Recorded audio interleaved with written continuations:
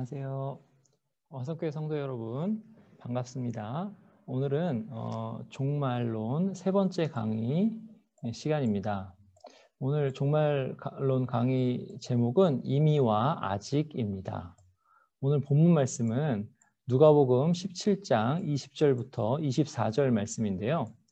하나님의 나라는 볼 수 있게 임하는 것이 아니요 또 여기 있다 저기 있다고도 못하리니 하나님의 나라는 너희 안에 있느니라. 이 말씀이 오늘 본문입니다. 이 말씀을 좀 이렇게 잘 이제 살펴볼 필요가 있는데요. 이 하나님의 나라는 볼 수 있게 임하는 것이 아니다. 이렇게 예수님께서 대답하신 이 말씀인데 누구에게 대답하셨냐면 유대인과 바리새인들에게 대답하셨습니다. 여기 유대인과 바리새인들에게 대답하셨어요. 근데 이제 유대인과 바리새인에게 왜 이렇게 대답하셨냐면 유대인과 바리새인들이 하나님 나라를 볼 수 있게 임하는 것 아니냐, 하나님 나라는 볼 수 있게 임하는 것 아니냐 이렇게 생각했기 때문에 그래요. 유대인들은 징조를 굉장히 중요하게 여기지요. 기적을 중요하게 여깁니다. 그리고 이스라엘 나라의 회복, 이스라엘 나라의 회복을 굉장히 바라죠. 그래서 이들이 바라는 생각하는 하나님의 나라는 로마의 압제에서의 해방을 뜻합니다. 하나님의 나라가 임했다 그러면 이스라엘이 정치적으로 로마의 압제에서 해방되었다 이런 뜻이에요. 이들이 이렇게 생각했기 때문에 예수님께서 하나님의 나라는 볼 수 있게 임하는 것이 아니다 말씀하시는 거죠. 또 여기 있다 저기 있다고도 못하리니 하나님의 나라는 너희 안에 있느니라. 이 말씀은 무슨 뜻이냐면 하나님의 나라가 이미 임하였는데 하나님의 나라가 예수 그리스도 안에서 이미 임하였다 이 뜻입니다. 너희가 생각하는 것처럼 하나님의 나라가 볼 수 있게 로마의 압제로부터 해방되어서 정치적으로 해방되어서 그리고 모든 눈물을 씻기는 그리고 너희들을 괴롭히는 저 나라 로마가 될 수도 있고 바벨론이 될 수 있고 그 나라들이 이제 망하게 되고 심판을 받는 그렇게 임하는 것이 아니다. 당장은 그것이 아니다. 이렇게 말씀하시는 거죠. 그렇게 말씀하시는 건데 이것을 한번 설명해 보자면 이 말씀은 예수 그리스도 안에서 하나님의 나라가 이미 임하였다 이런 뜻입니다. 여기 마태복음 19장 29절에 보시면 여기 또 내 이름을 위하여 이렇게 나오죠. 또 내 이름을 위하여 여기 이제 버린 자마다 요 말씀이랑 이제 평행이 되는 말씀이 요것도 29절인데 마가복음 10장 29절입니다. 마가복음 10장 29절에 보면 나와 복음을 위하여 집이나 형제나 자매나 어머니나 아버지나 자식이나 전토를 벌인 자 이렇게 또 벌인 자 나오죠. 평행이 돼요. 근데 앞에는 내 이름 나오고 뒤에는 나와 복음 나오죠. 이제 요거랑 평행이 되는 요것도 29절인데요. 신기하게 요것도 29절인데 누가복음 18장 29절입니다. 여기 보면 하나님 나라를 위하여 버린 자 이렇게 나오죠. 하나님 나라를 위하여 이러이러한 것들을 버린 자. 그러면 앞에 내 이름, 그 다음에 내 이름, 예수 그리스도의 이름이죠. 예수 그리스도의 이름. 그리고 예수 그리스도와 복음. 이것이 지금 하나님 나라와 동일시 되는 거죠.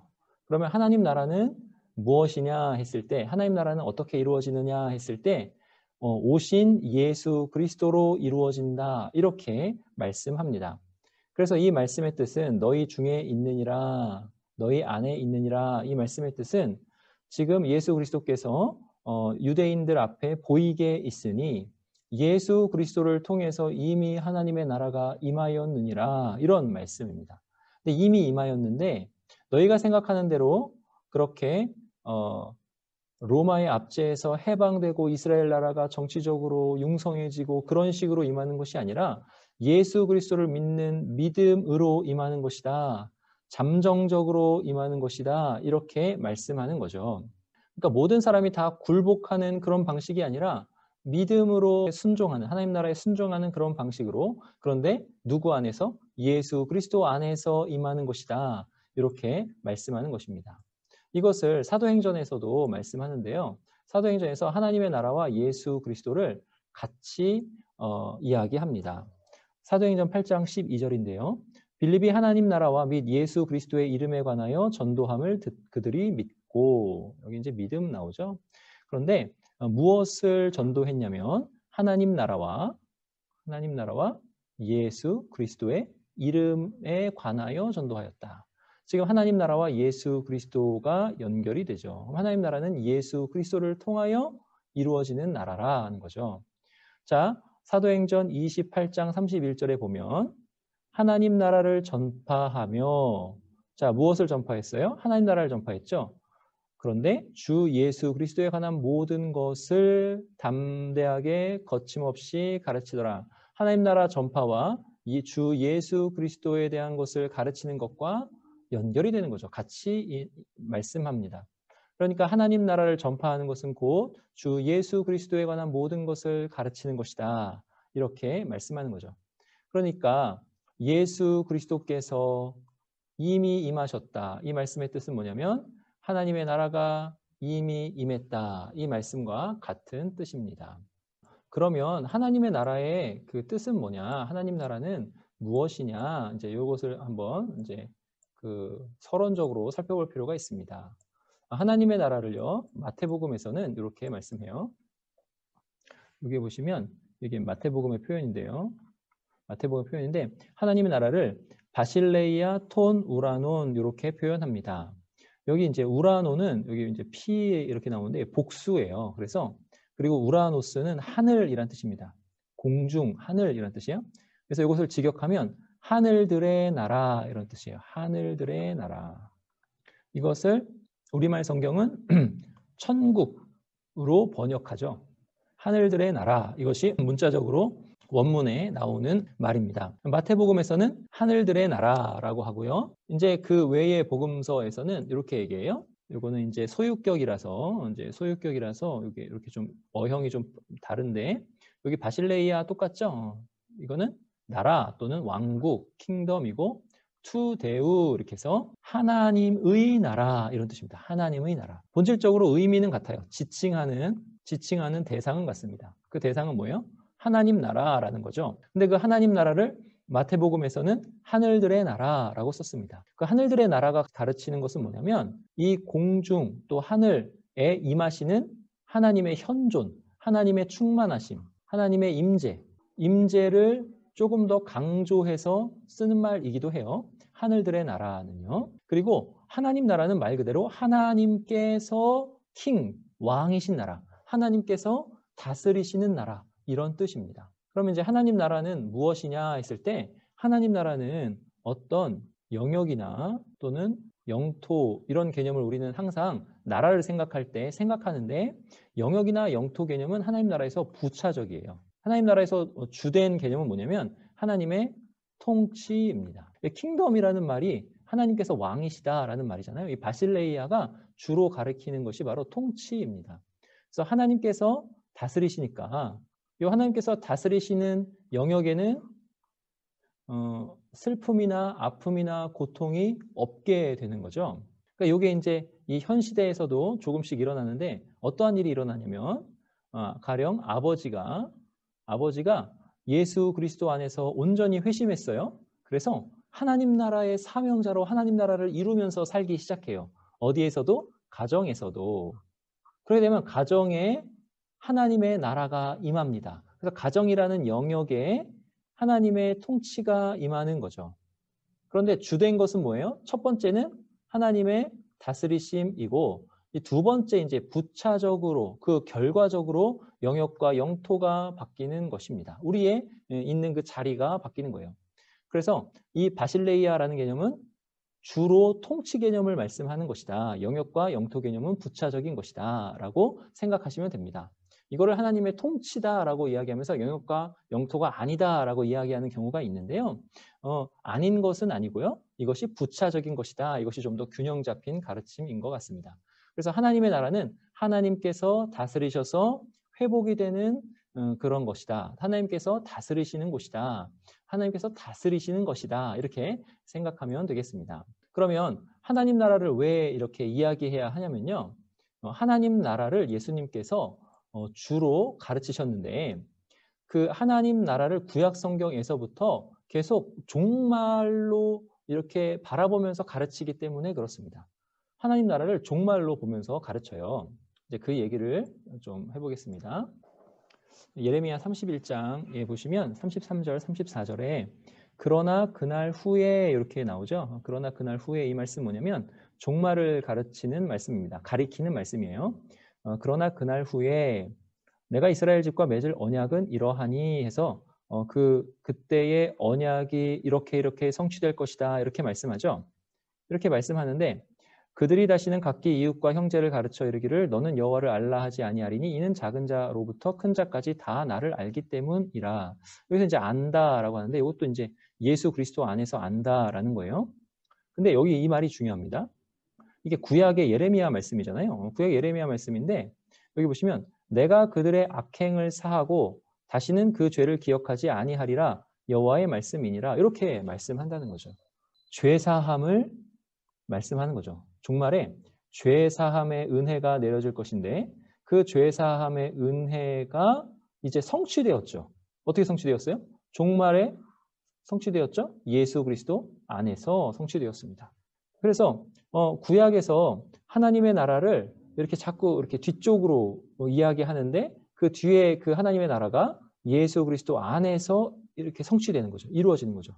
지금 여기 하나님의 나라의 어떤 양상인데 죄 사함이 있을 것이다. 이런 양상입니다.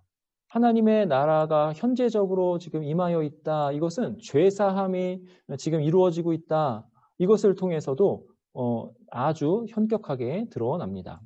지금 스가랴 13장 말씀인데 여기 보시면 1절에 그날에 이거 이제 종말을 표현하는 거죠. 이거 종말을 표현하는 표현법인데 그날에 죄와 더러움을 씻는 셈이 다윗의 족속과 예루살렘 주민을 위하여 열리리라 이렇게 되는데 이게 죄 사함을 뜻하죠.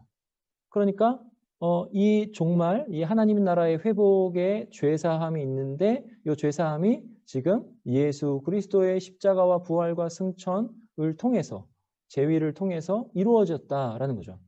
만군의 여호와가 말하노라 2절 그날에 내가 우상의 이름을 이 땅에서 끊어서 기억도 되지 못하게 할 것이며 우상을 이제 없애신다는 거예요.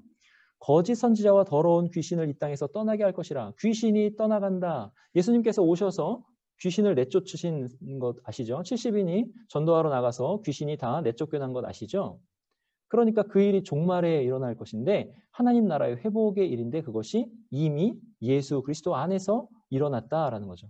예수 그리스도 안에서 일어난 그 귀신이 떠나감 이것도요. 하나님 나라의 현재성을 가르쳐주는 말입니다.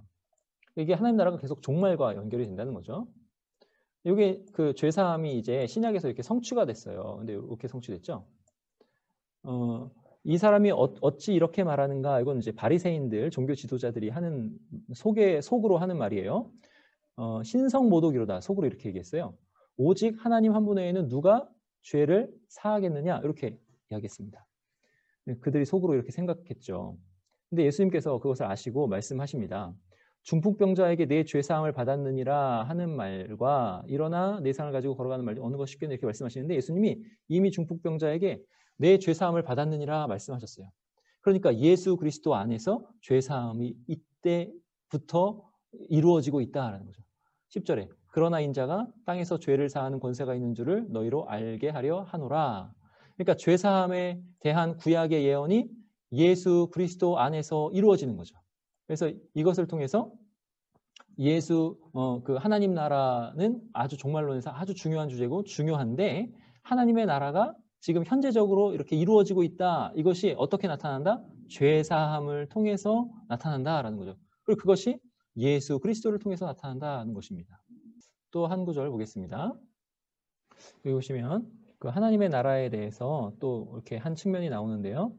예수께 여짜오되 누가 여짜오는 거냐면 세례 요한이 여쭙는 겁니다.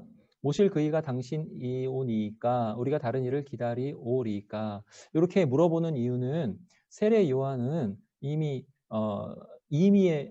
아니죠. 세례 요한은 구약에 속한 사람이라서 그래요. 그래서 세례 요한은 예수님께서 오셔서 무엇을 하기를 이렇게 바라고 기대했냐면 물론 용서도 하시고 구원도 하시지만 한편으로 알곡은 거두어서 곶간에 그다음에 쭉정이는 꺼지지 않는 불에 넣으시는 그런 사역을 하기를 바라고 그런 분이 오실 거야라고 기대했던 사람이에요. 근데 예수님께서 오셔서 그 일은 하지 않으시니까 세례 요한이 오실 그이가 당신이오니까 이렇게 물어본 거죠.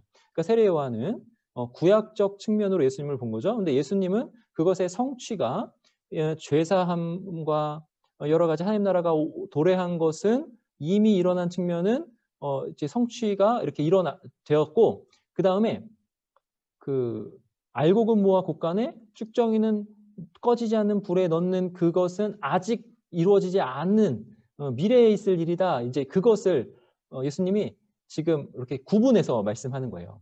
그러니까 이제 그 뒤에 말은 이제 말씀하지 않았지만 예수님께서 대답하실 때 뭐라고 대답하시면 너희가 가서 듣고 보는 것을 요한에게 알리되 맹인이 보며 못 걷는 사람이 걸으며 나병 자가 깨끗함을 받으며 못 듣는 자가 들으며 죽은 자가 살아나며 심지어 죽은 자까지 살아나며 가난한 자에게 복음이 전파된다 하라.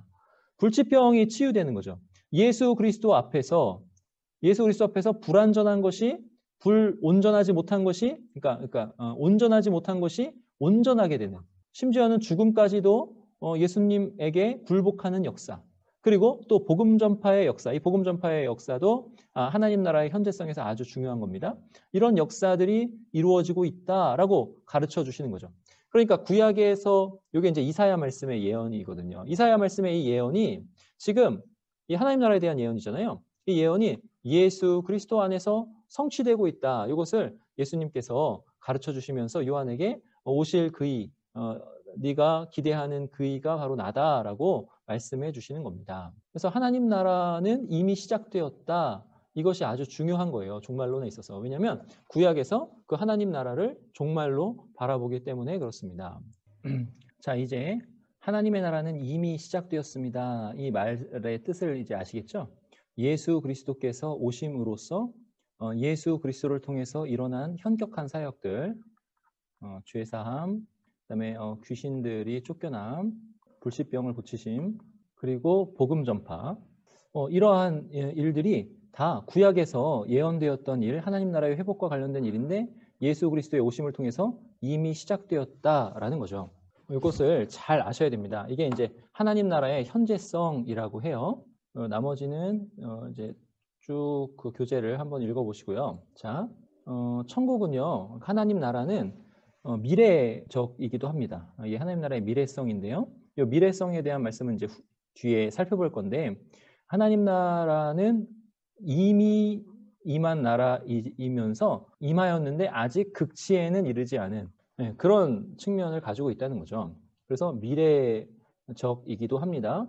그래서 하나님의 나라의 현재성과 미래성을 잘 균형 잡히게 생각해야 돼요. 여기 보시면 그 마태복음 12장 28절 말씀 나오는데 하나님의 나라가 이미 너희에게 임하였느니라, 이 말씀 뭐냐면 만일 내가 성령님을 힘입어 귀신을 쫓아내는 것이면 하나님의 나라가 이미 너에게 임하였느니라 이렇게 말씀하는 거죠. 여기 귀신 쫓아내는 이 사역, 이것이 구약의 종말에 이러한 일들이 있을 것이라고 예언되었는데 이 예언된 이 사역, 귀신을 쫓아내는 이 사역이 하나님 나라가 이미 너에게 임한 것을 보여준다는 거죠. 근데 이거는 하나님 나라의 승리를 미리 맛보게 해주는 것입니다. 하나님 나라의 승리가 시작되었다.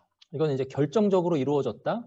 그리고 그래서 하나님 나라의 승리는 이제 우리는 승리해 나갈 것이고 완전히 승리가 보장되었다. 이런 의미에서의 하나님 나라의 승리를 가르쳐주는, 우리에게 보여주는 그런 이적이 바로 하나님 나라가 이미 임하였는데 이게 그 이적이 바로 귀신을 쫓아내는 그런 이적이다. 이것을 말씀합니다. 자, 여기 2번 보시면 이거 앞에서 설명한 건데요. 하나님의 나라는 하나님께서 통치하시는 나라입니다. 이건 이제 앞에서 설명했습니다. 자, 그 하나님의 통치가 현격하게 이렇게 우리에게 나타났는데요. 그 나타난 것이 어떻게 나타났냐면 십자가와 부활로 나타났습니다. 사탄의 권세를 이기셨어요. 사탄의 권세를 이기셨습니다. 우리 죄를 용서해 주셨죠. 죄사함. 구약에서 이렇게 예언되었던 죄사함이 예수 그리스도 안에서 이루어졌습니다. 사탄의 권세에서 우리를 해방시켜 주셨죠. 이 죄사함 자체가 사탄의 권세에서 해방됨 아닙니까? 왜냐하면 사탄이 우리를 끌고 다니는 그 뭐라 그럴까? 권능, 우리를 끌고 다니는 그 권세의 근원이 바로 죄니까요. 죄의 삭은 사망이에요. 이렇게 해서 죄의 종로로 타던 우리를 이제 사망이 우리에게 없으니 우리는 사탄의 지배에서 해방된 거죠.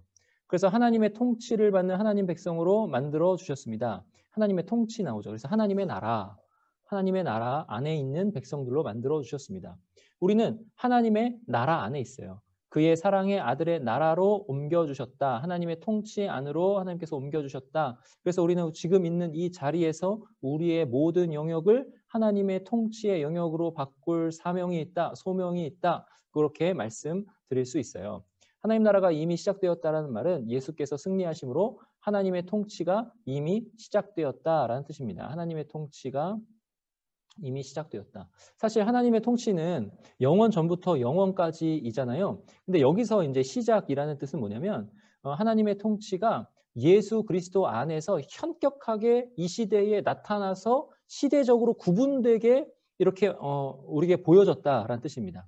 그러니까 예수 그리스도 안에서 죄 사함이 무엇인지 그리고 그 승리가 어떠한 것인지 그러한 것들이 이렇게 현격하게 보여졌다. 이런 뜻으로 이미 시작되었다라는 말씀입니다. 또한 예수님께서는 공생의 기간 질병과 죽음을 치료하는 이적을 보여주셨는데 그 이적의 의미도 아까 말씀드렸죠. 그 이적의 의미는 이것을 다 해결하는 것을 하나님께서 예수 그리스도 안에서 해결하는 것을 우리에게 맛보게 하시는 것이다. 이거죠. 바로 하나님 나라가 이미 시작되었음을 가시적으로 보여주는 그런 사건입니다. 죄가 지배하는 곳에는 질병과 죽음이 끊이지 않죠. 그러나 하나님께서 통치하시는 나라에는 질병과 죽음이 존재하지 않습니다. 예수님께서는 질병과 죽음을 치료하여 주심으로 하나님의 통치와 하나님의 나라가 이미 시작되었음을 알리신 거죠. 그런데 이거는 잠정적인 것입니다. 왜냐하면 그 극치에는 아직 이르지 못했어요. 극치. 이 극치가 뭔지는 뒤에서 이제 설명할게요. 그래서 잠정적인 것이다라고 하는 건 뭐냐면 이때에 죽었다가 살아난 사람이 사실은 다시 죽었죠. 그 말은 뭐냐면 하나님의 통치와 하나님의 나라가 이러한 것이라고 미리 맛보여 주신 것이지 그 하나님의 통치와 하나님의 나라가 극치에 이르러서 온전한 그런 완전한 그런 극치 그 하나님의 뜻이 완전하게 다 이렇게 성취된 것은 아니다라는 것을 가르쳐 주는 거예요. 그래서 이 치료하여 주심은 그 하나님의 통치 하나님 나라가 이미 시작되었음을 알리신 것이니까 이것이 바로 표징인 거예요. 표징. 우리에게는 표징이다. 표징으로서의 의미가 있습니다. 이제 우리는 하나님 나라의 현재성을 주목해야 합니다. 이미 임한 하나님의 나라는 하나님의 통치를 뜻한다 이렇게 말씀합니다. 근데 이제 하나님의 통치를 뜻한다라고 할 때 그러면 영역 또는 뭐 영토 이거는 아니냐라고 했을 때 앞에서 설명드렸듯이 영역 영토는 부차적이라고 했죠. 부차적. 하나님의 통치로 변화되는 것이 요거고요. 하나님의 통치가 아주 중요합니다.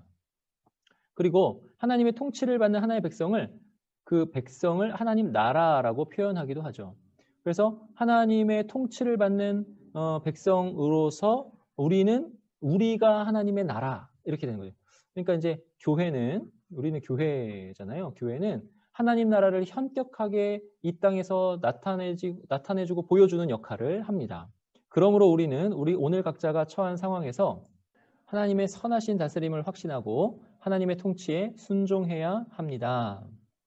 그러니까 우리 자리에서 지금 이렇게 하나님의 통치에 순종해야 한다는 거예요. 시한부 종말론과 같은 이단 사상은 이러한 하나님 나라의 현재성을 이해하지 못합니다. 천국을 미래에 들어갈 나라로만 생각합니다. 그래서 역경을 만나면 이곳에서 나를 통해 이루고자 하시는 하나님 나라를 생각하기보다는 현실에서 도피하고자 합니다. 내세만 소원하는 어리석은 신앙생활을 하게 됩니다. 여러분 우리가 이제 시한부 종말론이 이단인 것을 알죠. 근데 우리의 어떤 생각과 그 어떤 사고 체계 가운데 이런 시한부 종말론과 같은 이단 사상과 비슷한 생각이 우리 안에 있어요. 비슷한 것들이 우리 사고 체계 안에 있어요. 우리도 여러분 역경을 만나면 하나님 나라 이곳에서 내가 뭔가를 해야 되는 그 사명을 생각하기보다는 도피를 자꾸 생각하지 않습니까? 피 안의 세계를 생각하죠. 그래서 하나님 나라를 어떻게 보냐면 자꾸 저 천국, 내가 가야 된다. 이렇게 이제 생각을 하는 거죠.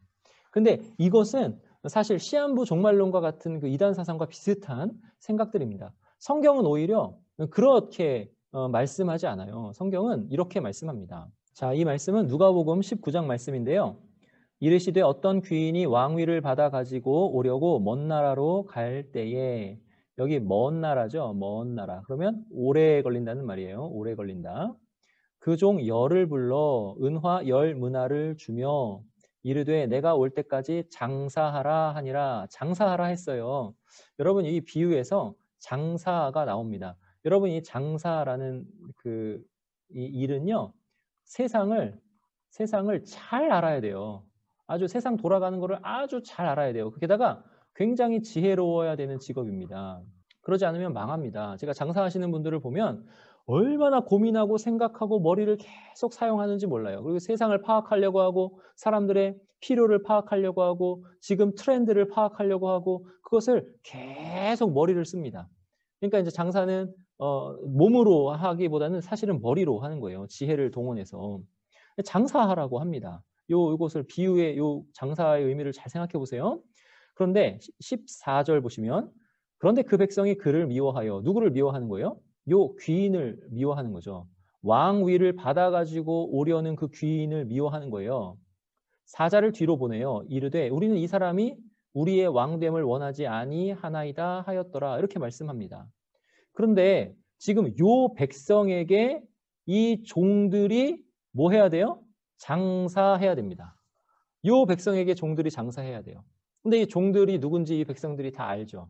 우리가 그를 왕으로 모시기 싫은 그의 종들인 거예요. 그러면 그 종들이 장사를 하는데 장사하기가 쉽나요? 이 장사가 굉장히 어려울 거예요. 역경일 겁니다. 역경. 그 귀인 때문에, 그 사람 때문에, 왕위를 받아가지고 올 그 사람 때문에 이들의 물건을 안 살 거예요. 근데 장사를 하라 지금 귀인이 맡겨주셨습니다. 주인이 이렇게 맡겨주셨습니다. 그럼 어떻게 해야 될까요? 사람들의 필요를 알아야 되고 사람들을 감동시킬 그것을 생각해야 되고 지혜를 최대한 짜내야 장사가 될까 말까 하는 거죠. 우리가 이 땅에서 사명을 이루는 일이 이것과 같습니다. 우리는 사명을요, 이 세상에서 이루는 거예요. 마치 장사와도 같은 것입니다. 이 세상을 정말 잘 알아야 이룰 수 있는 것이 바로 우리의 사명인 거예요. 이 세상을 정말 잘 알아야 이 땅에 하나님 나라가 임하게 할 수 있는 것입니다. 뭐라도 주인의 그 말씀에 순종함으로 남길 수가 있는 거예요. 근데 장사하기가 어렵고 역경이 닥친다는 거죠. 근데 우리는 역경이 닥치면 어떻게 한다고요? 자꾸 저 세상, 피 안의 세계, 저 천국 내가 간다. 이런 식으로 생각한다는 거죠. 역경이 닥치면 우리는 그런 식으로 생각할 것이 아니라 이 하나님 나라의 현재성 안에서 지혜를 짜내야 되는 거죠. 이 세상을 잘 이해하려고 해야 되는 거죠. 잘 알아서 이 사람들의 필요를 알고 트렌드를 알고 이 세상을 잘 알고 이 세상에서 무엇이 공평이고 무엇이 정의인지 어떻게 하나님 나라의 정의와 하나님 나라를 하나님의 공의를 어떻게 이룰지를 잘 고민해서 그래서 그 일을 해야 되는 거죠. 하나님 나라의 일을 이 세상에서 해야 되는 것이 바로 우리의 일입니다. 자꾸 피 안의 세계 생각하지 말고 이 세상에서 그 일을 하라는 거죠. 이게 바로 하나님 나라의 현재성이에요. 하나님 나라의 현재성을 중시 여기는 삶이 이러한 삶입니다. 그렇게 살아서 그 첫째가 뭐라고 해요? 주인이여 당신의 한 문화로 열 문화를 남겼나이다. 얼마나 지혜를 짜내면서 얼마나 하나님께 만약에 이제 이게 하나님 나라를 임하게 하는 일이라 하면 얼마나 기도하면서 그렇게 행했겠습니까? 근데 기도를 얘기를 하니까 이제 또 말씀드리는데 기도라고 그러면 그냥 기도해야지 이렇게만 가요. 근데 그게 아니에요. 지혜를 짜내고 마음을 쓰고 지혜가 부족하니까 하나님 지혜 주십시오 이렇게 기도한다는 뜻입니다. 이 하나님 나라의 현재성을 어떻게 살아야 되는지를 또 다른 구절에서는 이렇게 얘기해요. 이거는 에베소서 5장입니다. 에베소서 5장에서는 그런즉 너희가 어떻게 행할지를 자세히 주의하라 그래요. 자세히 주의하라. 자세히 주의하여 지혜 없는 자 같이 하지 말고 오직 지혜 있는 자 같이 하라. 이렇게 말씀하세요. 아까 지혜 나왔죠. 지혜. 지혜 있는 자 같이 하라. 그러면서 뭐라 그래요? 세월을 아끼라 말씀합니다. 이 세월을 아끼라라는 말은 여기 쓴 대로 기회를 잡으라라는 말이에요. 기회를 잡으라. 여러분, 우리가 지혜가 없어서 그렇지 우리가 지혜가 있으면요. 얼마나 이때의 기회가 계속 오고 있는지 몰라요. 이 땅을 살아갈 때 우리가 지혜롭게 하나님 나라를 임하게 할 수 있는 그런 기회는요. 계속 옵니다. 계속 지나가고 있어요. 그 계속 지나가는 그 기회를 잡으라라는 거예요. 계속 지나가는 그 기회를 잡으라. 왜요? 때가 악하니까. 아무 흐리멍텅하게 아무 생각 없이 있으면 때가 악하기 때문에 기회는 그냥 다 훅 지나가 버리고 그 문화를 남길 수가 없는 거예요. 주인의 뜻에 따라서 장사를 하여 이윤을 남겨 주인에게 뭔가를 드릴 수가 없는 거예요. 그러니까 세월을 아끼라라고 말씀하는 거죠. 무슨 뜻이라고요? 기회를 잡으라. 그리고 17절에 보시면 그러므로 어리석은 자가 되지 말고 딱 나오죠. 어리석은 자가 되지 말라는 거예요. 이 땅을 살아가면서 흐리멍텅하게 세상은 어떠한 곳인지 사람은 어떠한 존재인지 나는 사명이 무엇인지 이것에 대해서 어리석고 잘 모르고 자녀는 어떻게 양육해야 되는지 그런 것에 대해서 어리석고 여러분 요새 예전에는 우리 아이가 달라졌어요. 이런 프로그램이 되게 인기였잖아요. 그래서 그 아이가 이렇게 실제로 달라지는 것들을 보여줍니다. 근데 아이가 가지고 있는 문제, 아이의 문제는요, 그 아이의 문제가 아니었어요. 누구의 문제였죠? 바로 부모의 문제였어요. 부모가 어리석기 때문에 있는 문제죠. 무엇이 어리석습니까? 자녀의 제스처를 잘 몰라요. 자녀가 왜 그렇게 행동하는지 몰라요. 자녀를 몰라요. 자녀의 표현 방법을 몰라요. 그리고 그 표현 방법에 부모로서 부모된 자는 어떻게 반응을 해야 되는지, 부모된 자는 어떻게 자녀의 필요를 채워줘야 되는지, 부모된 자는 어떻게 자녀를 양육해야 되는지 몰라요. 어리석어요. 어리석은 자이 그런 거죠. 요새는 뭐 개는 훌륭하다 그러면서 개가 달라지는 그런 프로그램 하죠. 개도 마찬가지예요. 개가 이렇게 행동하는 것이 무엇을 의미하는지, 개가 어떤 생각을 가지고 이렇게 행동을 하는지, 개가 필요한 것은 무엇인지, 개가 이렇게 사납게 된 이유는 무엇인지 이것을 알면 그래서 조련사가 와가지고 그것을 가르쳐 주잖아요. 어리석은 자가 되지 말고 모르는 자가 되지 말고 내가 있는 곳에서 내가 하는 그 일에 대해서 내가 정말로 지혜로운 자가 되어야 된다는 거예요. 지혜. 오직 주의 뜻이 무엇인가 이해하라. 근데 지혜뿐만이 아니라 뭐가 중요해요? 주의 뜻이 중요하다는 거죠. 내가 그 일을 어떻게 하는 것이 주의 뜻에 따라서 행하는 것인가. 그러니까 여기서는 하나님의 의 개념이 들어갑니다. 하나님의 의. 하나님 나라에서 아주 중요한 게 하나님의 의예요. 하나님의 나라와 하나님의 의를 구하는 것, 그의 나라와 그의 의를 구하는 것을 하나님께서 말씀하셨잖아요. 이게 의가 굉장히 중요합니다. 여러분 의가 뭐냐면요. 하나님께서 마땅하다고 여기시는 그것이 바로 의예요. 아버지는 요렇게 한 게 마땅한 거야. 하나님은 요러한 것이 마땅한 거야. 세상 요러한 것이 마땅한 거야. 어머니는 요러한 것이 마땅한 거야. 자녀들은 이러해야 마땅한 거야. 사람은 그 생명을 풍성하게 해야 되는 존재야. 살인하지 말라가 그런 거죠. 풍성하게 하는 것이 사람에게는 마땅한 거야. 사람의 소유, 그것을 도적질하는 것이 아니라 그 소유도 자꾸 풍성하게 해서 생명을 풍성하게 하는 것, 빼앗는 것은 마땅한 것이 아니고 그렇게 풍성하게 해야 되는 것이 마땅한 거야. 이 하나님의 의가 하나님께서 마땅하다 여기시는 거예요. 그게 어디에 나와 있죠? 십계명에 나와 있죠. 그러니까 주의 뜻이 무엇인가 이해하라. 이거는 뭐냐면 하나님께서 마땅하다고 여기시는 것들이 무엇인가 이해해서 하나님의 뜻에 따라서 그 모든 일을 지혜를 사용해서 지성을 사용해서 해야 되는 거죠. 근데 여러분 세상은 어때요? 세상은 하나님의 뜻에 따라서 마땅하다고 하는 그대로 잘 가면 좋겠는데 그것에 항상 반대하는 거죠. 여러분 의를 자꾸 추구하는 사람은 고난을 당하게 됩니다. 여러분 이 세상 돌아가는 거를 잘 보세요. 얼마나 이 세상에서 의를 추구하는 사람마다 고난을 당하는지 보세요. 예수 믿는다고 고난당하는 것, 그거는 예수 믿는 것이 의 안에 속하기 때문에 당하는 고난이에요. 사실 본질적인 것은 의를 행하면 고난을 당해요. 왜요?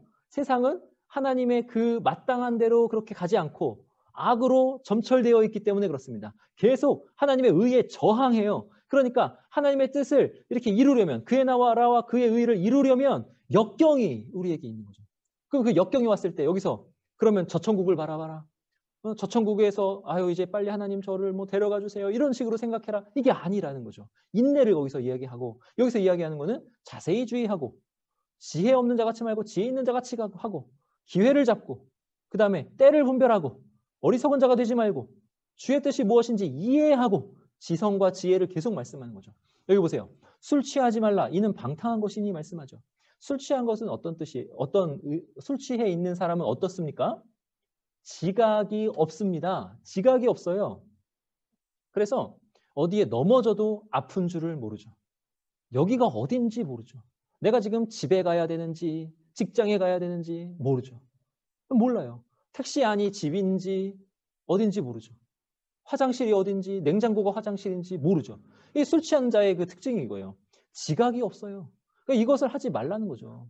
여러분 우리가 얼마나 그 피 안의 세계를 자꾸 생각하면서 지각을 내던져 버리는지 몰라요. 지식, 지혜를 내던져 버리는지 몰라요.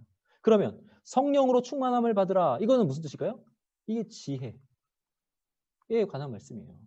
자세히 주의하는 거, 지혜 있는 자 같이 하는 거, 세월을 아끼는 거, 지혜를 잡는 거, 때가 악한 것을 분별하는 거, 어리석은 자가 되지 않는 거, 주의 뜻을 분별하는 거. 이게 다 성령 충만인 거예요. 성령 충만. 이렇게 해서 하나님 나라의 하나님 나라의 현재성을 이해하고 이 현재를 충실하게 살라. 이것이 바로 성령께서 성경을 통해서 하시는 말씀입니다. 그래서 우리는 내세만 소원하는 어리석은 신앙생활을 하면 안 됩니다. 우리는 이미 하나님 나라에 살고 있다는 것을 잊지 말아야 합니다. 이거 자꾸 잊어버리는데 이거 잊지 말아야 돼요. 땅에 있는 하나님 나라에 살다가 죽어서는 하늘에 있는 하나님 나라로 옮겨가는 거예요. 우리가 이 땅에서 하나님 나라를 누리면서 그리고 하나님 나라를 위해서 애쓰면서 사는 그것이 이어지는 겁니다. 어디예요? 이제 내세까지 이어지는 거예요.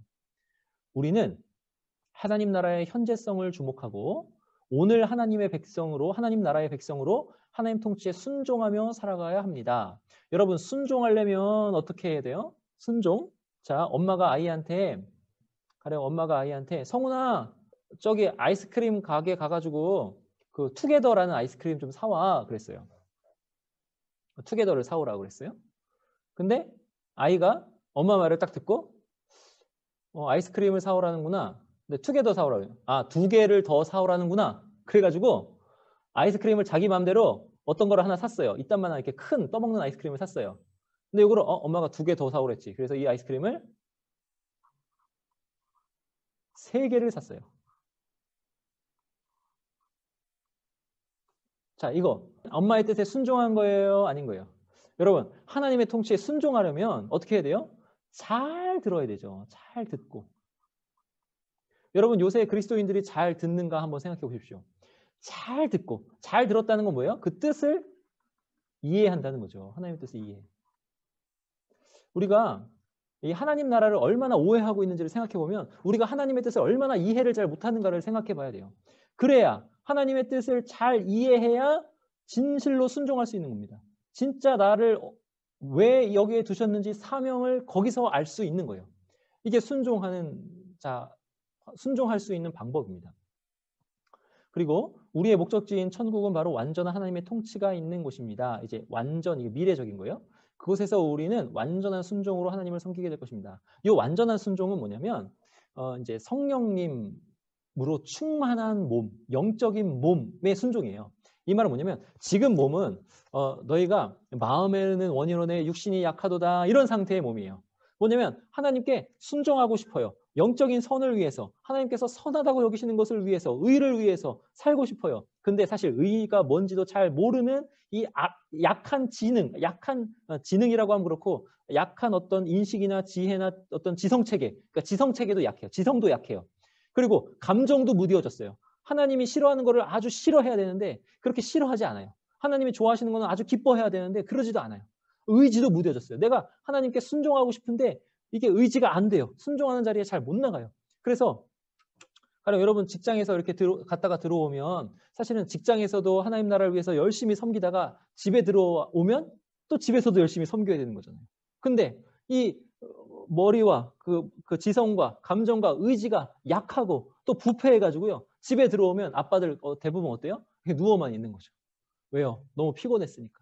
집에 와서 자녀들을 돌보고 섬기고 그들에게 또 하나님 나라를 가르치고 또 그들을 하나님의 백성으로 잘 양육하기 위해서는 자녀들에게 또 대화도 해야 되고 또 집안에 곳곳에 어지러진 것이 있으면 치워야 되고 뭐 이런 여러 가지 일들을 또 해야 되는데 그냥 널브러져 있는 거예요. 왜 그래요? 마음에는 원이로되 좋은 아버지가 되고 싶은 그거 마음에는 원이로되 육신이 약하기 때문에.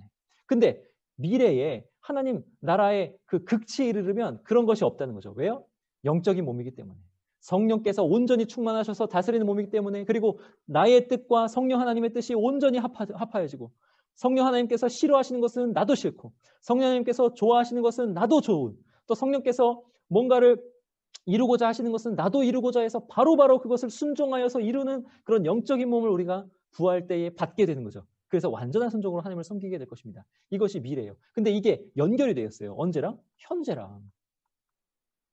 현재 예수 그리스도 안에서 믿음으로 그렇게 살려고 발버둥치는 사람만 그리고 그게 성령 안에서 되는 사람 그러니까 지금 다 되진 않지만 그렇게 점점 풍성하게 되는 사람이 나중에 이런 것을 받는 거죠. 완전한 순종을 받을 때 기뻐하는 것입니다. 여러분 하나님께 순종하는 것이 기쁘십니까? 기쁘셔야 됩니다. 자 이제 하나님 나라의 미래성에 대해서 살펴보겠습니다. 하나님 나라는 아직 완성되지 않았습니다. 미래성에 대해서 말씀하는 거예요. 하나님 나라는 예수 그리스도를 통해서 우리 가운데 이미 시작되었지만 동시에 성경은 하나님 나라를 앞으로 들어가야 하는 또 앞으로 극치로 임해야 하는 미래적인 나라로도 가르칩니다. 요 이제 완성이라는 말이라고 하는데요. 요 완성이라는 말이 사실 원래의 말은 요거예요. 쉰텔레이아 요 말입니다. 쉰텔레이아 이렇게 되는데 이 말을 한번 보겠습니다. 그럼 여기 보시면 여기 이제 비유가 나오는데요. 이거는 마태복음 13장에 있는 비유입니다. 이 비유는 뭐냐면 천국은 마치 요러요러하다 같으니 천국은 요렇고 같으니 해서 천국에 관한 비유예요. 근데 천국에 관한 비유인데 밭에 씨를 뿌리는 것과 같다.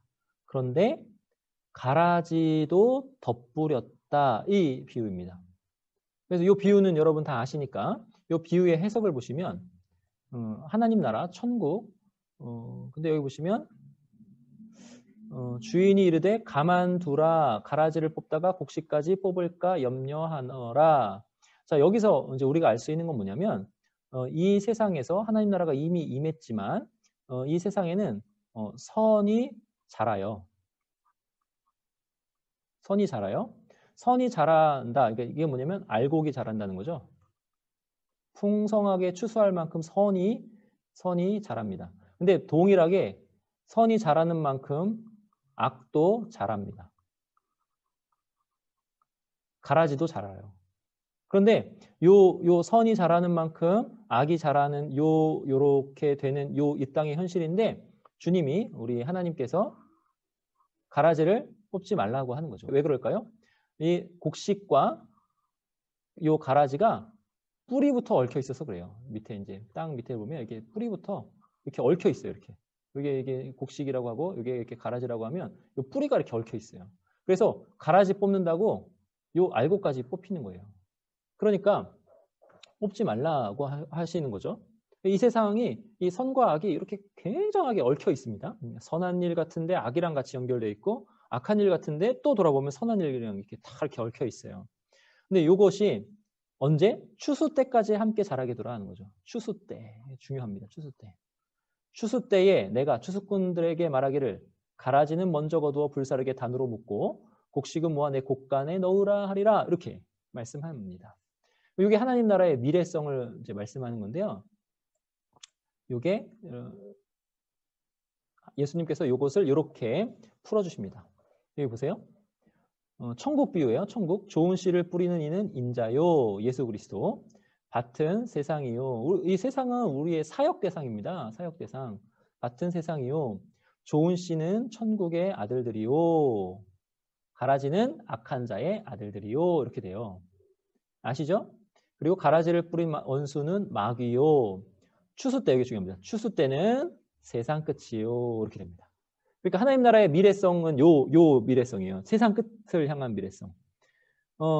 그런즉 가라지를 가두어 불에 사르는 것 같이 세상 끝에도 그러하리라. 세상 끝에도. 요 세상 끝을 나타내는 단어가 바로 아까 말씀드린 쉰텔레이아예요. 요 이제 마태복음 13장, 동일한 13장의 47절 또 천국 비유인데요. 천국은 마치 뭐뭐뭐와 같으니, 자 여기서도 아까 이제 알곡은 모아 곶간에 쭉정이는 꺼지지 않는 불에, 아까는 가라지는 불에 이렇게 되는데, 요것이 지금은 이제 물고기 이렇게 되죠. 좋은 것은 그릇에 담고 못된 것은 내버리느니라. 근데 요게 언제? 세상 끝에 이렇게 일어나요. 세상 끝에. 세상 끝에 일어나는 풀무불에 던져 넣으리니, 요 일은 아직 일어나지 않았다라는 거죠. 그럼 이 세상 끝에 요 말이 무슨 뜻이냐? 이게 어떠한 것을 뜻하는 말이냐? 이걸 좀 말씀드리면, 요 말이 쉰텔레이아라고 하는데요. 요 말은 이런 뜻이에요. 자, 이제 아까 그거를 세상 끝을 원문으로 보면 이것과 같다, 이것과 같을 것이다 이런 뜻이에요. 그 다음에 요거는 시대, 세대를 뜻하는 말이에요. 아이오노스, 시대, 세대를 뜻하는 말이에요. 그 다음에 테 쉰텔레이아, 이거는 뭐 이제 역격이라서 이제 요렇게 이제 붙었는데, 쉰텔레이아라는 말이에요. 그러니까 쉰텔레이아는 뭐냐면, 그 뜻이 뭐냐면 극치다, 완성이다, 이런 뜻인데, 이 말이 그럼 무슨 뜻이냐? 이 말이 무슨 뜻이냐를 이제 알아야 되는데, 무슨 뜻이냐면, 자, 이게 이제 쉰텔레이아.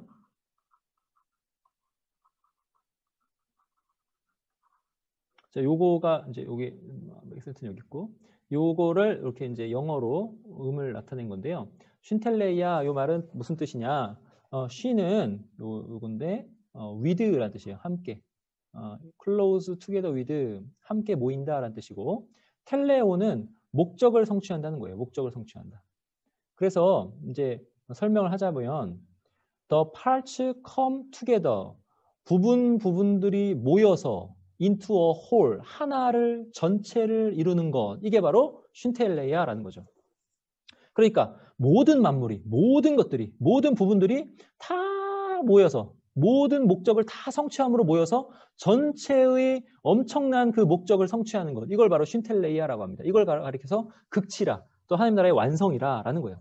그럼 이러한 하나님 나라의 완성, 이러한 극치는 왔다, 오지 않았다, 아직 오지 않았다. 이게 하나님 나라의 미래성입니다.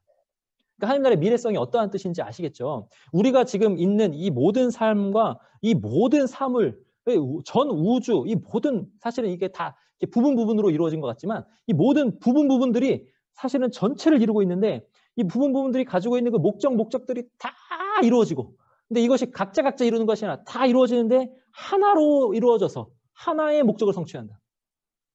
저번 시간에 예수 그리스도 안에서 통일되게 하려 하십니다. 예수 그리스도 안에서 온전히 하나로 통일되어 하나님께 영광을 돌리는 그 목적을 성취한다. 이제 그게 답인데, 하여튼 그것이 그 목적 성취, 뭐라 그럴까? 그 완성, 극치, 그것을 말씀하는 게 세상 끝이라는 말에서 쉰텔레이아라는 거죠. 근데 이 세상 끝, 이 쉰텔레이아는 아직 오지 않았다, 이런 뜻입니다. 하나님 나라의 그 극치가 쉰텔레이아, 컨서메이션, 그 극치가 아직 오지 않았다라고 하는 그 미래적인 것을 비유에서는 이렇게 말씀해요. 이거는 마태복음 25장에 나오는 말씀인데 한번 살펴봤죠. 근데 오늘은 다른 측면이죠.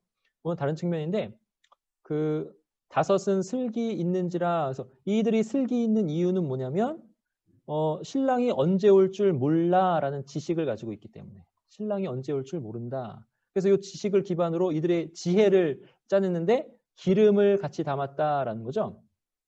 근데 이들이 이렇게 한 이유는 뭐예요? 신랑이 더디 오니까.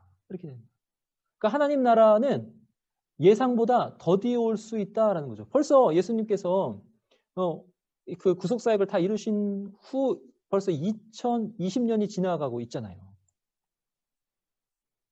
그러니까는 준비하고 있는 것이 어떠한 것인지, 지혜를 짜내서 하나님 나라의 일을 충실하게 감당하는데 그 하나님의 때를 예비하는 그런 마음, 이건 거죠. 근데 그 미래성, 신랑이 더디 오므로 이렇게 된 거죠. 또 요거는 달란트 비유인데, 한 달란트 받은 자는 가서 땅을 파고 그 주인의 돈을 감추어 두었더니 오랜 후에, 이렇게 되죠. 오랜 후에 하나님 나라의 미래성, 그 하나님의 그 극치에 이르는 그 하나님 나라는 그때가 아니라 그 예수 그리스도께서 오신 그 당시가 아니라 오랜 후에 일어날 것이다. 이게 미래성이죠.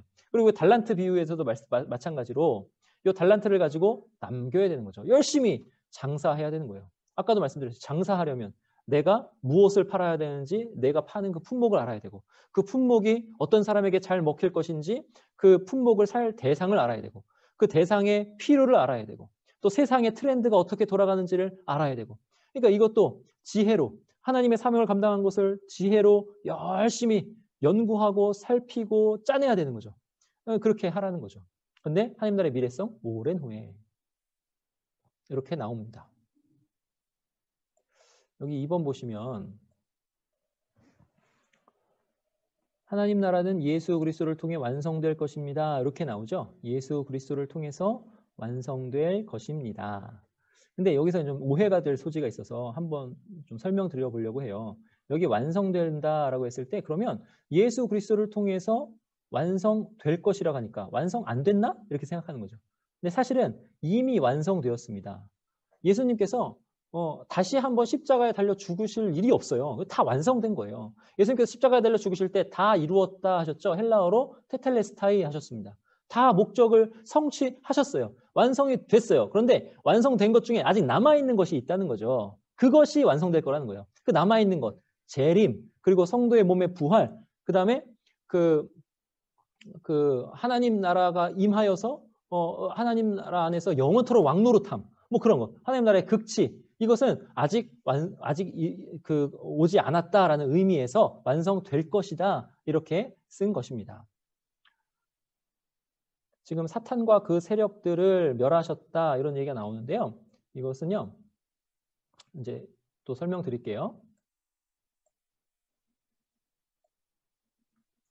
이렇게 이제 불못에 던져 넣으실 일이 이제 앞으로 미래에 있을 일입니다.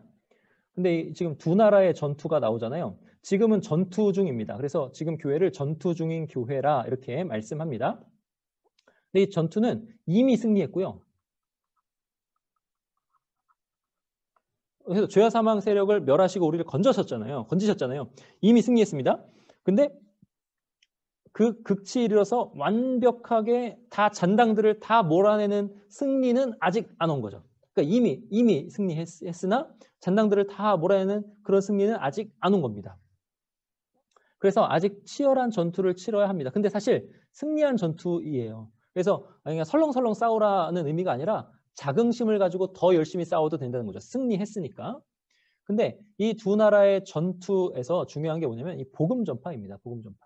여러분 전도를 해보신 분들은 아시겠지만 복음 전파의 현장에 굉장한 영적 전쟁이 있지 않습니까? 하나님 나라를 확장하는 그것이 복음 전파로 되는데 복음 전파를 하는 그때에는 굉장한 영적 전투가 있어요. 근데 하나님 나라를 확장하는 것이 왜 복음 전파로 이제 이루어지는가?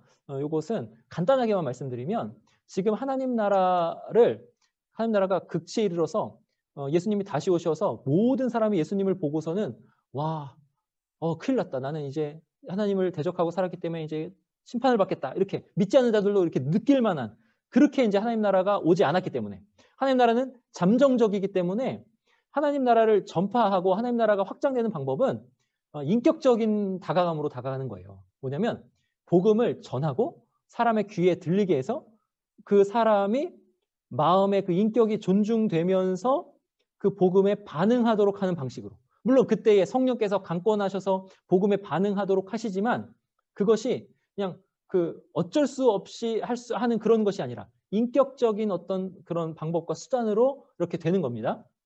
조금 어려운 말인데 이건 이제 이미와 아직이라는 주제에서 좀 벗어나기 때문에 넘어갈게요.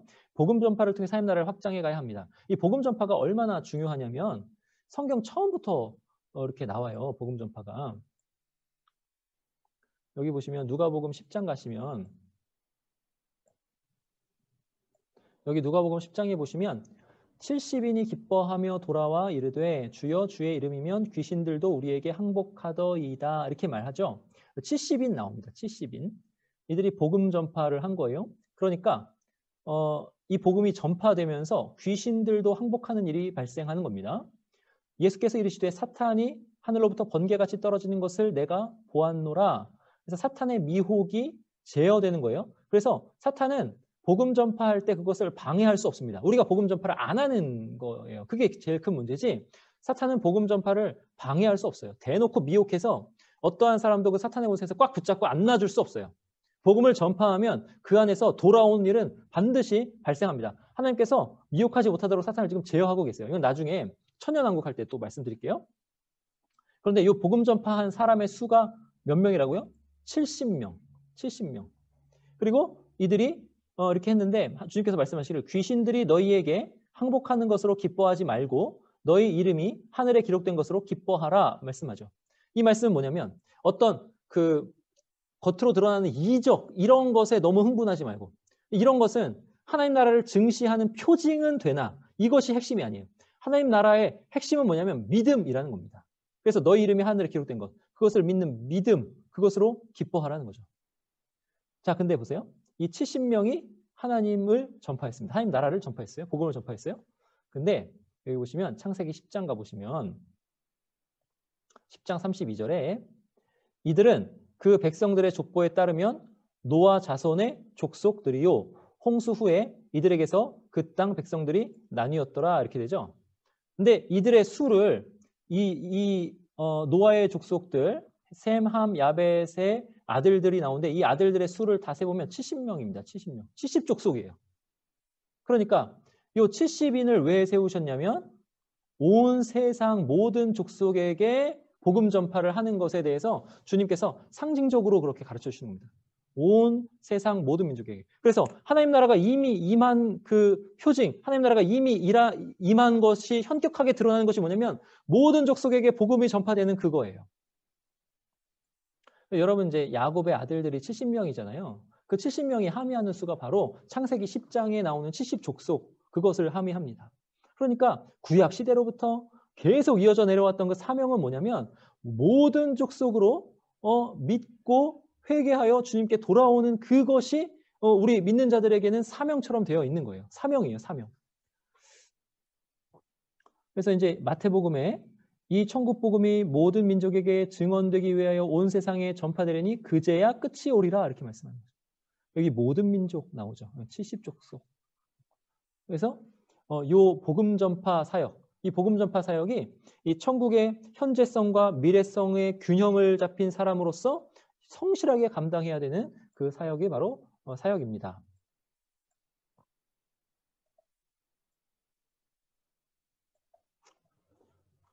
여기서 하나님 나라의 미래성을 주목해야 합니다. 이 말은 뭐냐면 하나님 나라의 현재성, 이미의 그 현재성, 그 다음에 아직에 해당하는 그 미래성을 잘 균형 잡히게 생각하고 있어야 된다라는 뜻이에요. 그래서 우리는 이 땅에 하나님 나라를 건설해야 하죠. 근데 문제는 뭐냐면 그것을 유일한 목표로 이렇게 오해하면 안 되는 거죠. 사실 우리는 이 땅에 하나님 나라를 건설하는 것이 우리의 사명입니다. 우리가 믿음으로 살면 하나님을 주인으로 모시고 살면 우리가 있는 그 자리에 하나님의 나라, 하나님의 통치가 임할 수밖에 없어요. 그래서 실제적으로 하나님의 통치가 임합니다. 실제적으로 하나님의 통치가 임하면 아버지를 통해서 자식들이 하나님의 통치를 향유해요. 사장님을 통해서 믿는 사장님, 하나님을 성실하게 믿고 하나님 나라를 이루려는 그 사장님을 통해서 사원들이 하나님 나라를 향유합니다. 그러니까 하나님 나라가 이 땅 위에서 실제적으로 건설되는 것은 맞아요. 근데 그게 유일한 목표, 이것은 유일한 목표로 그것만 생각하면 안 된다는 거죠. 그래서 이 땅에서 이상향을 건설하는 것, 그것은 아니라 이런 뜻이에요. 왜 그러냐면 이제 누가복음 13장에 보면 그게 나옵니다.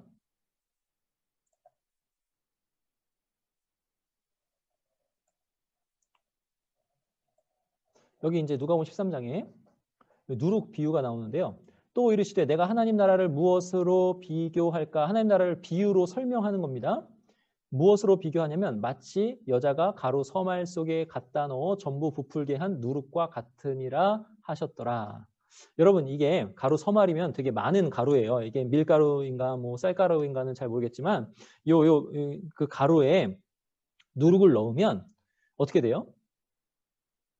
누룩을 넣으면 누룩으로 발효가 되죠. 전부 부풀게 됩니다. 근데 이제 여자가 가루 서말 속에 막 이딴 많은 이제 그 가루에다가 누룩을 쫙 뿌렸어요. 누룩을 뿌리고 잘 이렇게 반죽해서 놓았습니다. 그리고 1시간 뒤에 갔어요. 부풀었어요? 안 부풀었어요? 안 부풀었죠. 한 3시간 뒤에 갔어요. 부풀었어요? 안 부풀었어요? 안 부풀었죠. 그렇다고 이거는 안 부푸나 보다 이렇게 생각하면 돼요? 안 돼요? 안 되죠. 이거는 일주일 뒤에 가면 다 부풀어 있어요. 그 가루에 누룩이 없는 곳이 없이, 그 반죽에 누룩이 없는 곳이 없이 다 누룩이 퍼져 있어요. 그러니까 이 하나님 나라가 그렇다는 거예요. 하나님 나라가 지금 이때에는 잠정적이에요. 그래서 하나님 나라가 잘 안 보입니다. 안 부풀어 있어요. 자꾸 가서 보는데 안 부풀어 있어요. 이게 눈에 보이게 잘 안 나타나 있어요. 근데 이게 그래서 우리는 믿음을 이렇게 동원해가지고 그거를 바라볼 수밖에 없어요. 그래 내가 누룩을 넣었지. 누룩을 넣은 것은 사실이야. 예수 그리스도께서 십자가에 달려 죽으시고 부활하시고 승천하시고 성령님을 우리에게 보내주시고 나중에 재림하실 거야. 나는 믿어. 그러면 나는 이미 그렇게 되었으니까 이제 확실하게 하나님 나라에서 예수 그리스도와 함께 왕노릇할 거야. 이렇게 믿음으로 바라보는 거죠. 그 믿음으로 바라보는 그것, 그 잠정적이었던 것이 믿음으로 바라보는 그 잠정적이었던 것이 극치가 되면 어떻게 돼요? 전부 부풀어지는 거죠. 하나님 나라가 없는 곳이 없는 그런 나라가 된다. 그렇게 된다. 극치에 이르는 것이 확실하다는 거죠. 근데 그 전까지는 어때요? 전까지는 잠정적이다라는 것입니다. 그러니까 여러분 하나님께서 여러분을 이 땅에 이렇게 보내주셔가지고 이 땅에서 누룩과 같은 그런 작용을 하게 하시는 거죠. 한 사람이 예수 그리스도를 믿어요. 믿으면 그 믿는 믿음을 가지고 성실하게 하나님 나라를 이렇게 나타내면서 삽니다. 하나님의 통치권을 잘 드러내면서 다른 사람을 잘 섬기면서 삽니다. 그렇게 사는 삶을 통해서 그 삶이 점점 영향을 끼치는 거죠. 나를 통해서 이 사람이 그렇게 돼서 예수님을 믿고 또 자녀들이 믿고 또 내가 사장님이라면 직원들이 믿고 근데 그렇게 믿을 때 모든 직원들이 다 믿나요? 그러지 않죠. 누룩이 안 부풀어 오르는 것처럼 보이는 거죠. 잠정적으로 그것을 믿는 자도 있고 믿지 않는 자도 있는 그런 상태. 그러나 그것이 결국에는 극치에 이르러서 전부 부풀게 되는 그런 상태가 될 것이다 이거죠. 이게 하나님 나라에서 우리가 가지고 있는 사명입니다. 하나님 나라의 이게 잠정적인 것 그리고 이제 믿음에 관해서는 마가복음 10장에도 잘 나타나요. 예수께서 둘러보시고 제자들에게 이르시되 재물이 있는 자는 하나님 나라에 들어가기가 심히 어렵도다. 여러분 재물이 있는 자 여기 보시면 낙타가 바늘귀로 나가는 것이 부자가 하나님의 나라에 들어가는 것보다 쉬우니라. 재물이 있는 자가 왜 하나님 나라에 들어가기 어려울까요? 믿지 않아서요. 믿지 않아서. 하나님 말고 의지할 수 있는 것이 너무 많아서. 그래서 하나님 나라에 부자가 들어가기 어려운 것입니다. 그러니까 하나님 나라는 지금 잠정적이기 때문에 아직 이렇게 부풀어 오는 것이 확실하게 확 이렇게 되어 있지 않기 때문에 믿음을 동원해야 돼요. 하나님만을 믿어야 돼요. 하나님만을 의지해야 돼요. 예수 그리스도만을 의지해야 돼요. 그런데 부자는 예수 그리스도만을 의지하지 않고 이것도 의지하고 저것도 의지하고 예수 그리스도만 기쁘고 즐겁지 않고 이것도 기쁘고 저것도 즐겁고 이런 상태니까 하나님 나라에 들어가기가 어렵죠. 근데 부자를 하나님께서 하나님 나라에 못 들어가게 하실까요? 그러지 않죠. 부자를 어떻게 하셔요? 하나님께서 심령이 가난하게 하셔서 병에 걸린다든지 아픔을 겪게 한다든지 무엇을 잃어버리게 한다든지 이런 것들을 겪게 하셔서 마음을 가난하게 하셔서 그렇게 하나님 나라에 들어가게 하시는 거죠. 근데 이것이 믿음으로 된다는 거죠. 잠정적인 것이다. 이 하나님 나라에 관해서 우리가 아주 중요하게 생각해야 될 것이 있어서 제가 이렇게 책에서 하나를 발췌해 왔습니다. 요 책에서 발췌했어요. 요 개혁주의 종말론이라는 책에서 발췌했는데 여기 보시면 하나님은 자기의 구속적 행위를 통하여 자기가 만드신 것들을 파괴하시지 않고 오히려 죄로부터 깨끗게 하사 완전하게 하신다. 요 말이 아주 중요합니다. 그럼으로써 그것들은 하나님께서 목적하신 목표에 최종적으로 도달하게 된다 말씀합니다. 우리가 기대하고 있는 새 땅은 현재의 땅과 전적으로 다르지 않고 오히려 현재의 땅이 영광스럽게 새로워진 땅이 될 것이다. 이렇게 말씀합니다. 우리는 세상에서 신자들이 행하는 일들이 장차 올 삶의 중요한 결과들을 초래하게 될 것이다. 이 사실을 여러 가지 비유들을 통해서 살펴보았다. 이렇게 말씀합니다. 그래서 그 비유들이 뭐냐면 씨 뿌리고 거두는 비유, 자, 씨를 뿌리고 거둔다. 자, 우리말로는 콩 심은 데 콩 나고 팥 심은 데 팥 난다라는 거죠. 내가 현재 이 하나님 나라를 어떻게 살고 있는가? 내가 지금 현재 이것이 하나님 나라를 어떻게 전하고 있고 하나님 나라 안에서 나의 사명을 어떻게 완수하고 있는가가 나중에 결국을 결정한다는 거예요. 그러니까 이게 그 구원의 문제에 있어서는 우리가 하나님께로부터 전적인 은혜로 구원을 받아요. 우리가 이제 구원을 전적으로 받아요. 구원적인 은혜로. 그리고 이 모든 하나님 나라를 이렇게 나타내고 이런 모든 사명도 사실은 다 하나님께서 예수 그리스도 안에서 은혜로 그렇게 받아주시는 거예요. 근데 그 안에서 우리가 그 은혜를 향유하는 자는 마땅히 어떻게 살아야 할 것인가 했을 때 이 하나님 나라를 가장 중요시 여기면서 살아야 한다 이거예요. 그러지 않으면 너희가 씨를 어떻게 뿌렸느냐, 그러지 않게 뿌렸냐, 그러면 거두는 것도 없다. 이런 뜻이에요. 알곡과 쭉정이의 모형. 알곡을 뿌리면 알곡이, 쭉정이는 쭉정이로. 그 다음에 익어가는 일과 추수하는 일의 모형. 이 현재가 이 시간이 지나야 익어가는 일이 있고 추수하는 일이 있죠. 그러면 지금이 사실은 3년 뒤, 5년 뒤를 결정하는 겁니다. 지금 내가 뭘 하고 있는가가. 근데 요게 이렇게 또 나중에 어떻게 돼요? 이게 하나님 나라 안에서도 내가 어떠한 상급을 받을 것이고 어떠한 왕노릇을 할 것인가가 연결이 되어 있다니까요. 물론 그것이 다 은혜에 속하지만 그게 연결이 되어 있어요. 그리고 바울은 어떤 사람이 금이나 은, 보석과 같이 오래 지속될 수 있는 재료로 그리스도에 대한 믿음을 기초로 세우면 마지막 소멸의 날에 그의 공력이 그대로 있어서 그가 상급을 받게 되리라 가르칩니다. 자, 금이나 은, 보석과 반대되는 게 뭐예요? 지푸라기 또는 나무 이런 것들로 세우면 안 남는다는 거죠. 그 사람이 구원은 받지만 부끄럽다라는 거예요. 그런 것들로 세우지 말고 지금 내가 금이나 은, 보석과 같은 이거 뭐냐면 예수 그리스도를 온전히 의지하는 마음으로 예수 그리스도께서 정말로 지혜를 주셔서 그 지혜에 내가 지금 해야 할 마땅한 일들을 행함으로 그렇게 하면 그것이 그대로 있어서 상급을 받게 되리라 이렇게 가르친다는 거죠. 나의 것으로 하지 않고 예수 그리스도의 것으로 그렇게 하는 것. 그것을 가르치는 겁니다. 이게 하나님 나라를 생각할 때 아주 중요한 거예요. 뭐냐면 지금 현재 나의 삶이 이어진다라는 거죠. 그러니까 우리가 피안의 세계를 자꾸 생각하면 되겠어요? 아닙니다. 물론 고난과 고통의 시기에는 생각하고 바라보고 소망해야 하지만 그것만을 생각하는 것은 아니라는 거죠. 그렇게 하면 안 된다는 거죠. 그리고 또 우리가 하나님 나라에 대해서 생각해야 될 것은 이것입니다. 이거는 이제 칼빈이 가르쳐 준 건데요. 모든 진리는 하나님께로부터 온다. 그리고 결과적으로 사악한 자들이 진실되고 공정한 무엇을 말했다고 할지라도 우리는 그것을 배척하면 안 된다. 여러분, 사악한 자들이라고 했을 때 사악한 자들, 하나님을 배척하는 자들, 믿지 않는 자들 이렇게 이제 생각하셔도 돼요. 근데 이들도 진실을 되고 공정한 그 무엇을 말할 수 있다는 거예요. 우리는 배척하면 안 된다는 거예요. 왜냐하면 그것은 하나님께로부터 온 것이기 때문에 그것을 배척하면 안 된다라는 거예요. 그리고 여기 세속 작가들도 마찬가지죠. 여기 이제 사악한 자들과 이렇게 통한다고 할 수 있는데 이런 일들을 우연히 접할 때마다 그것 속에서 빛나고 있는 감탄할 만한 진리의 불빛을 통해 사람의 마음은 비록 그것의 완전성으로부터 떨어지고 왜곡되었지만 이게 무슨 뜻이냐면 사람이 그 하나님을 싫어하는 죄성 가운데 있어서 부패하였고 그 지성과 감정과 의지가 약해지고 그리고 또 오염되어 있지만 그런 뜻이에요. 그랬지만 그럼에도 불구하고 하나님의 놀라운 선물들로 옷 입혀져 장식되어 있다는 거죠. 그러니까 믿지 않는 사람도 정의를 이야기할 수 있고 공정한 재판을 할 수 있고 공의를 이야기할 수 있다는 거죠. 그래서 하나님의 의의를 믿지 않는 사람도 이룰 수 있고 진리를 이렇게 나타낼 수 있다. 믿지 않는 사람도 그런 거예요. 만일 우리가 하나님의 영을 유일한 진리의 원천이라고 부른다면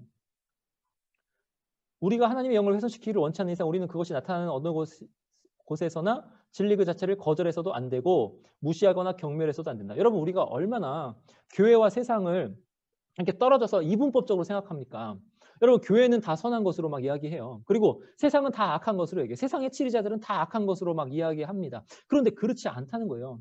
여러분 세상의 치리자도 공의를 이야기할 수 있고 정의를 이야기할 수 있고 그리고 그 공의를 실현할 수 있고 진리를 이야기할 수 있습니다. 그것을 무시하거나 경멸하는 것은 성령 그 자체를 얕보거나 비난하는 거라고 칼빈 선생이 우리에게 가르치는 거죠. 여러분, 우리가 교회는 선하고 세상은 악하다 하는데 여러분, 교회가 얼마나 교묘하게 악할 수 있는지 아십니까? 교회는요, 하나님과 가까이 있기 때문에 더 교묘하게 악해요.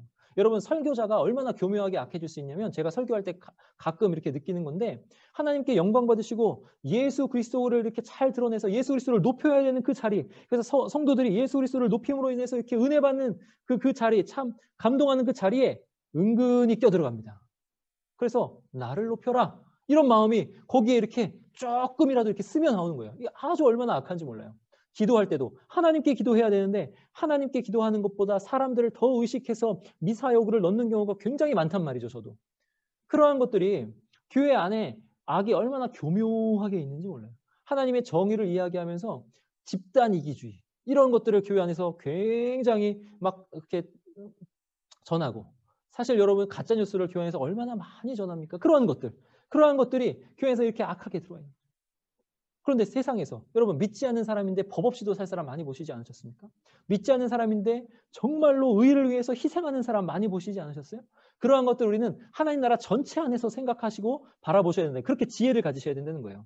그것이 다 하나님께서 하시는 일이다. 그러므로 우리는 이 자리에서 우리가 해야 될 건 뭐예요? 하나님의 나라와 하나님의 의, 하나님의 통치인데, 그것은 그냥 예수 믿으면 천국 가, 그러면 교회 다녀, 그럼 됐어, 이렇게 되는 것이 아니라 하나님께서 마땅히 하셔야 되는 그 일, 공의로운 일, 정의로운 일, 정말 생명이 풍성해지는 일, 그러한 일들, 정말 진리에 관한 일, 거짓을 배척하는 그러한 일들. 여러분 요새 언론이 얼마나 거짓에 경도되어 있습니까?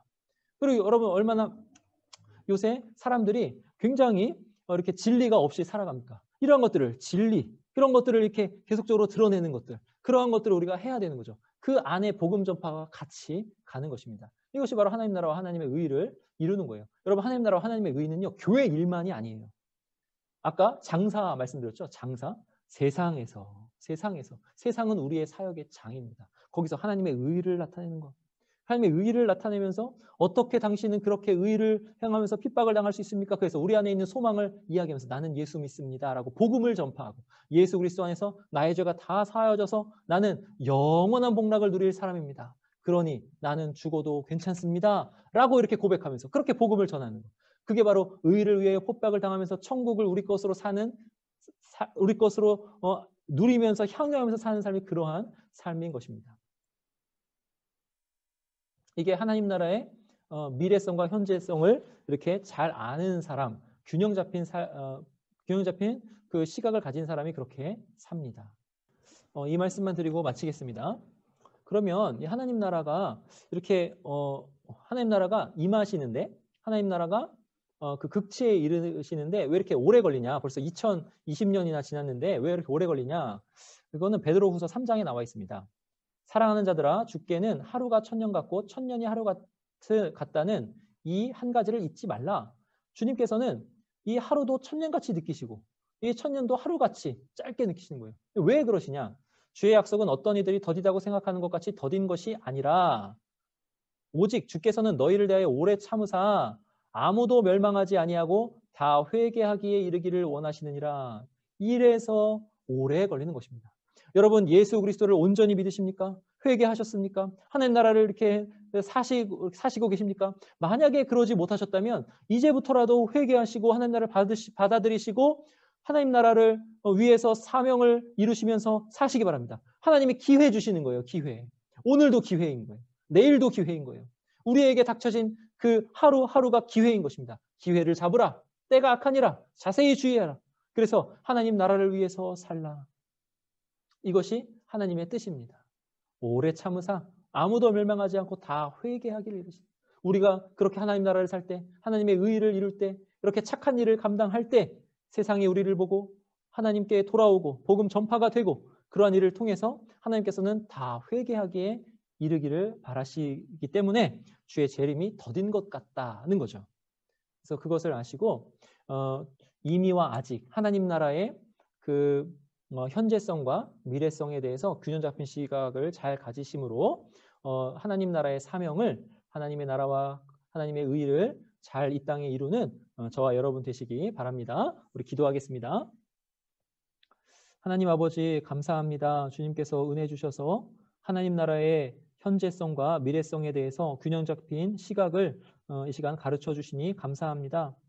많은 성경 구절과 또 많은 또 가르침이 있었습니다. 주님께서 은혜 주셔서 이것이 잘 정리되게 하여 주시고 우리가 이 땅에서 어떻게 살아가야 하는지 하나님 우리가 마땅히 행할 길을 자세히 주의하여 하나님께 영광 돌릴 수 있도록 인도하여 주옵소서. 우리가 있는 그 자리가 하나님 나라가 될 수 있도록 도와주옵소서. 하나님 누룩이 다 부풀게 되는 것처럼 하나님 나라가 우리를 통해서 온 땅에 온 곳곳에 하나님 이루어질 줄 믿습니다. 우리가 그렇게 하나님 나라의 충성함으로 충성된 종이라고 하나님 그렇게 칭찬받을 수 있는 그런 사람들이 다 될 수 있도록 도와주시옵소서. 감사드리고 예수님의 이름으로 기도하옵나이다. 아멘. 예, 수고하셨습니다.